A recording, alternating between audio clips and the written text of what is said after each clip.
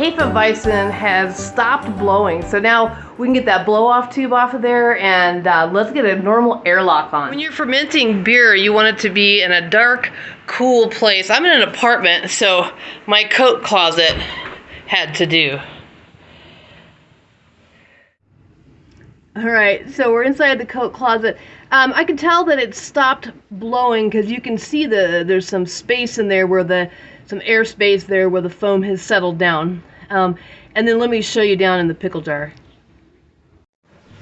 All right, so it is still bubbling, but it's bubbling every so often. But, there went a bubble if you just saw it. But when it was blowing off, that thing was full of bubbles and was kind of foaming down in there.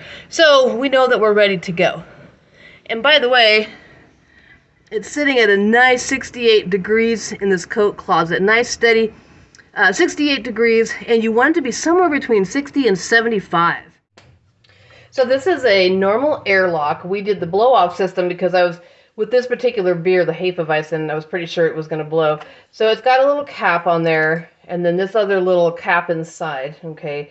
And so what we're going to do is just fill it up to this fill line with some you don't want sterile water, filtered water that I have, a Brita filter in my refrigerator. And then this is why I keep sanitizer in a spritz bottle. So I've got a clean towel here. So I'm just going to go ahead and spritz all of this with my sanitizer and let that dry. Show you this angle as well. So let's see if I can get this lined up. So you can see that there's like a tube inside of that airlock. That's where the CO2 is going to vent out, because this is going to go into that bung. We're going to pull that blowout tube out and replace it with this airlock. And so when we fill it with the filtered water, we're filling it around that circle. And then when this goes in, we'll be able to see that CO2 will bubble that. So you'll be able to see the bubbles coming out. And then this lid on top is just to keep any contamination from the air getting down into there somehow, which would be really hard because this is going to be filled up to here. So everything's just about being as sanitized as possible. But see, now I've got it filled, I don't know if you can see the water in there, to that halfway line, and that is filtered water. I've sanitized my hands with that sanitizer as well, and all of these parts and pieces. Let's go ahead and put it back together. And then I'm going to go ahead and, especially this part, you want to be sanitized, okay? And remember, the sanitizer only takes like a minute to sanitize equipment, and then it's non-toxic, so you don't have to dry it. You actually don't want to, because you don't want to be touching it with things that may not be as sanitized. So let me go ahead and get it on the fermenter. Okay, back to the coat closet. So there is our airlock. I've taken the tube from that blow-off system that we built off.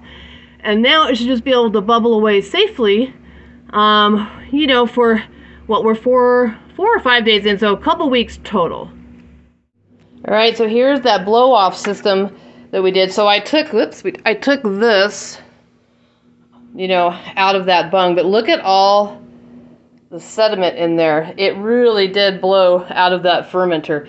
And then look at the, I didn't end up needing that bucket, but you just never know. But look at the, you can see that discoloration of that tells you that foam blew off into there. One thing I don't think I've mentioned yet, and part of the reason I didn't take the fermenter out to make it easier to video putting that airlock on, is after you put the wort into that fermenter, right after the boil is done, once it's in that fermenter, you don't want to rock it. You don't want to shake all of that yeast up again, because it's already starting to settle. So once you get it in that closet, you don't want to really touch it until it's done fermenting, because you don't want to get any of that yeast that's kind of falling to the bottom mixed up in there, because that kind of affects how the other yeast is going to ferment those sugars for you. So that's why I didn't take it out of the closet, so you could actually see it better. That's actually a really important piece. Okay, so that's it for this video. The next time I see you might be on bottling day, which is 2 weeks from when I did the brew. I might check in here and there so you can see if it's bubbling or not, but so it'll probably be about another week and a half, and then it'll be time to bottle.